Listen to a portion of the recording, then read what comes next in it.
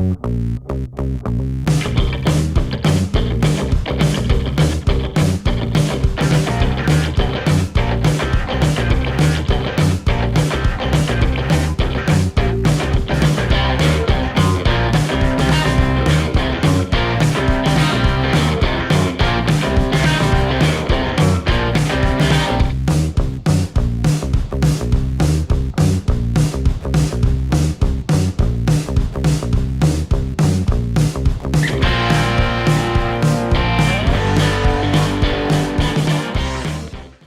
you feel frustrated by the goals that you've missed?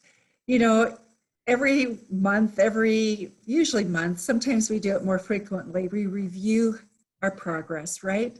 And we look at, did we achieve our revenue goals? Do you feel frustrated every time you miss those revenue goals that you've set for yourself? Or worse yet, how about when you go and have to explain to your spouse or your significant other how you've done for the month, and you're justifying what it is that you did? So the question I have for you is, when you look at yourself in the mirror, what do you see? Do you like what you see? Is it the result that you're trying to achieve? Because really, that's the beginning of our being able to become really successful business coaches. We need to build a business. But what are we seeing when we look at ourselves in that mirror? What do you think, Joe? Mirrors are really interesting for me. I think back in my life into when I was much, much younger, and the different challenges I've had to grow through as a coach and as just as an individual in general. I remember when I was a kid, looking, and you stand in front of the mirror and you brush your teeth every morning, and then as you get older, you stand there and in my case, I shave and brush my teeth. And I remember for literally decades of my life, I could look in the mirror and I wouldn't really see a reflection. It was just, that was the thing that allowed me to shave and make sure the lines got cut in right. But for years, I couldn't see myself in the mirror. And I had to grow and process a lot of information from my childhood and just different areas of my life. And it's just how I was wired that allowed me to be susceptible to that type of thing. However, as a coach, we all experience that. It's in some ways it's a denial, in some ways it's a self-protective mechanism where we don't like to look and see the truth of what's going on in our lives and in our business. And what Lois and I want to do for you is we want to get you to the point in your coaching business where you're able to look in the mirror and be proud and excited and happy about what you see. The way I am in my personal life right now, I can look in the mirror, I'm excited about what I see. When I share with my wife, sometimes she laughs and she's like, where's your ego at right now? You're just like this, you just think about yourself all the time. But it took me a lot of time to get there. And we want to get you there in your coaching business. We want you to look at your business and be excited and proud. And there's a lot of things that takes. In my personal life, I had to process a lot of information.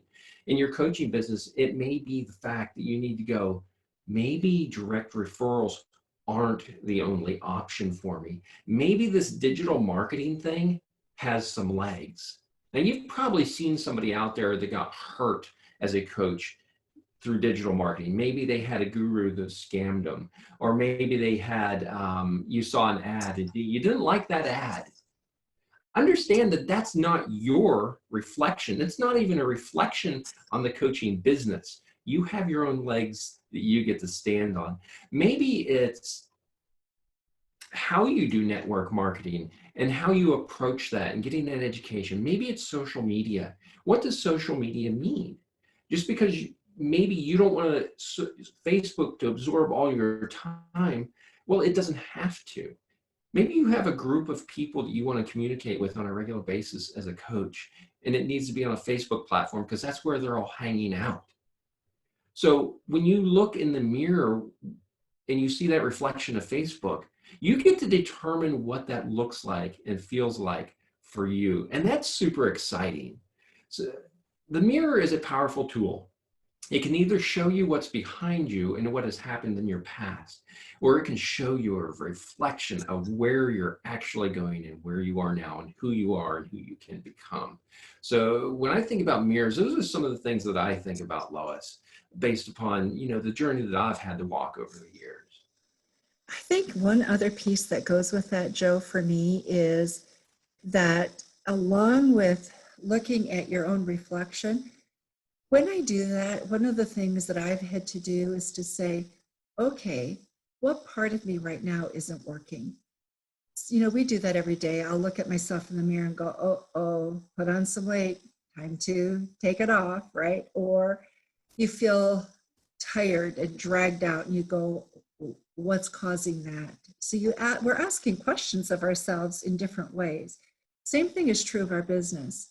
What is it of what we've been doing isn't working that we need to let go of? Because if we're going to move ahead and achieve goals that we've never achieved before, we have to let go of the weight of the past that's holding us back so we can take on the challenge of what's ahead.